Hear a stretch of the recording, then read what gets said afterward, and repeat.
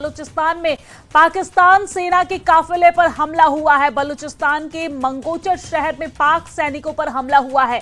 BLA के हमले में कई पाक सैनिकों की मौत की भी खबर सामने आ रही है। तो ये बड़ी जानकारी हम आप तक पहुंचा रहे हैं, जहां पर पाकिस्तान पर चौतरफा हमला जारी है। बलूचिस्तान में पाकिस्तानी सेना पर हमला हुआ है, उनके काफिले पर हमला हुआ है, जिसमें कई पाकिस्तानी सेना के मौत की खबर भी सामने आ रही है।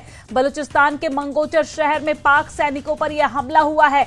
बीएलए के हमले में कई पाक सैनिक के मौत की भी खबर सामने आ रही है। तो बड़ी जानकारी हम आप तक पहुंचा रहे हैं, जहां पर बलूचिस्तान में पाकिस्तानी सेना के काफिले पर हमला हुआ है, जिसमें कई पाकिस्तानी सेना की मौत की खबर भी सामने आ रही है।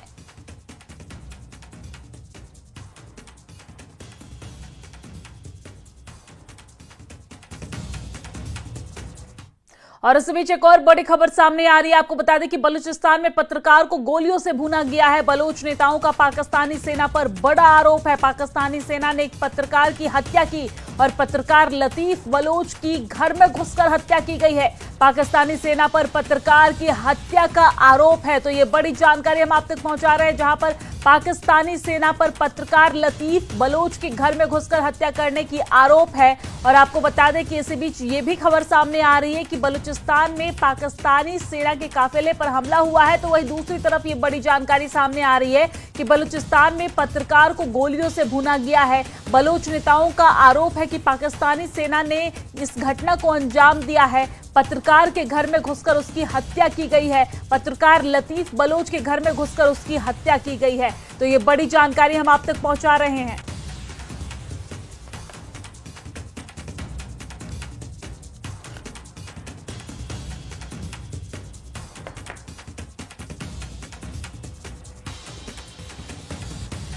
और चलिए आगे बढ़ेंगे, लेकिन इसी बीच एक और बड़ी खबर सामने आ रही है, जहां पर फजल उर्फ रहमान ने हाल ही में पाकिस्तान के हुए ड्रोन हमले की कड़ी निंदा की है, जिसमें 4 बच्चों और उसकी मां की मौत हो गई थी।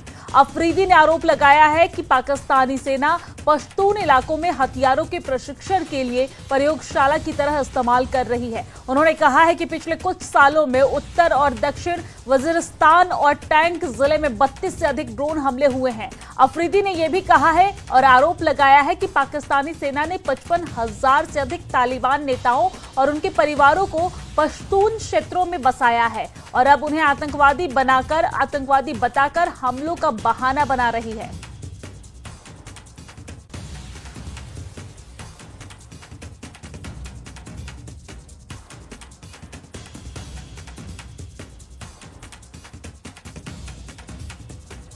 पाकिस्तानी आर्मी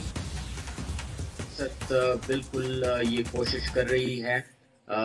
ये जो खुद लाए हैं अंडर अग्रीमेंट ये तालिबान को हमारे एरियाज में, हमने इसके खिलाफ आवाज़ भी उठाई थी और इस आर्मी को भी इन्फॉर्म किया था और इंटरनेशनल कम्युनिटी को भी इन्फॉर्म किया था कि आप ये टेररिस्ट इन एरियाज में ला रहे हैं और कल आप इनके खिलाफ सो कॉल्ड ऑपरेशन जैसे पहले हुआ था वो करके ऑर्डिनरी यानी इनोसेंट सिविलियंस को, पश्तूनों को आप कत्ल करेंगे और उन एरियाज को खाली करेंगे और जो रिजल्ट होगा बहुत बड़ी डिस्प्लेसमेंट में पश्तूनों का।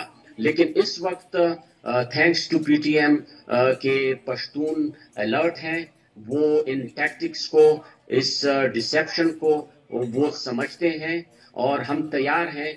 हम उनको ये मौका नहीं देंगे कि वो पश्तूनों को एक मरतबा फिर उनका जेनोसाइड करें। लास्ट टाइम उन्होंने मतलब F-16s और मोटर शेल्स, हैवी आर्टिलरी इस्तेमाल की थी। अब इस मरतबा वो एज ए लेबॉर्ट्री इस्तेमाल कर रहे हैं, ड्रोन्स इस्तेमाल कर रहे हैं पश्तूनों के खिलाफ। और इन ड्रोन्स में मैं आपको बताऊं, हर जगह पे जहां पे भी ये ड्रोन अटैक हुए हैं वो घरों पे हुए हैं, सिविलियन पे हुए हैं और उनमें मासूम बच्चे।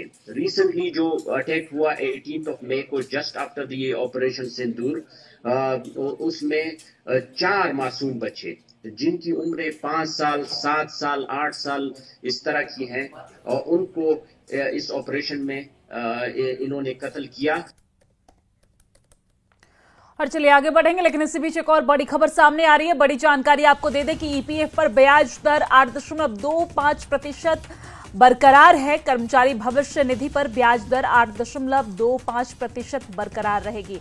आपको यह भी बता दें कि 2024-25 में भी ईपीएफ पर 8.25% ब्याज मिलेगा और ईपीएफ पर 2024-25 के लिए 8.25% ब्याज दर को मंजूरी दे दी गई है। ब्याज दर में बदलाव नहीं हुआ है। पिछले वर्ष भी यही ब्याज दर था। वित्त मंत्रालय ने ईपीएफओ की सिफारिश को हरी झंडी दे दी है। 7 करोड़ खाताधारकों को इसका फायदा मिलेगा।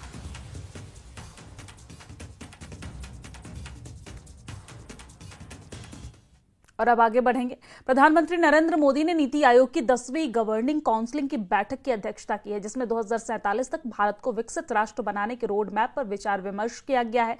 ऑपरेशन सिंदूर के बाद प्रधानमंत्री की राज्य और केंद्र शासित प्रदेशों के मुख्यमंत्री के साथ ये पहली बैठक है। आपको जानकारी दे दें कि बैठक में प्रधानमंत्री नरेंद्र मोदी ने कहा कि हमें विकास की गति बढ़ानी होगी। अगर केंद्र और सभी राज्य एक साथ आए और टीम इंडिया की तरह मिलकर काम करें तो कोई भी लक्ष्य असंभव नहीं होगा। प्रधानमंत्री नरेंद्र मोदी ने कहा कि विकसित भारत हर भारतीय का लक्ष्य है। जब हर राज्य विकसित होगा तो भारत विकसित होगा। ये 140 करोड़ नागरिकों की आकांक्षा है।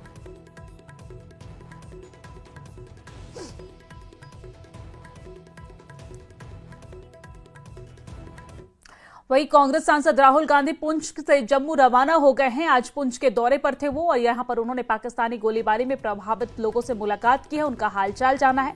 सबसे पहले राहुल गांधी पुंछ के डुंगस मोहल्ला पहुंचे, जहां पर पाकिस्तानी गोलीबारी में हुई घरों को नुकसान का जायजा उन्होंने लिया है। यहां पर लोगों से उन्होंने मुलाकात की है और इसके बाद राहुल गांधी डुंगस मोहल्ले के ही उस क्राइस्ट स्कूल में पहुंचे जहां पर पढ़ने वाले 3 बच्चों की पाक गोलीबारी में मौत हो गई थी।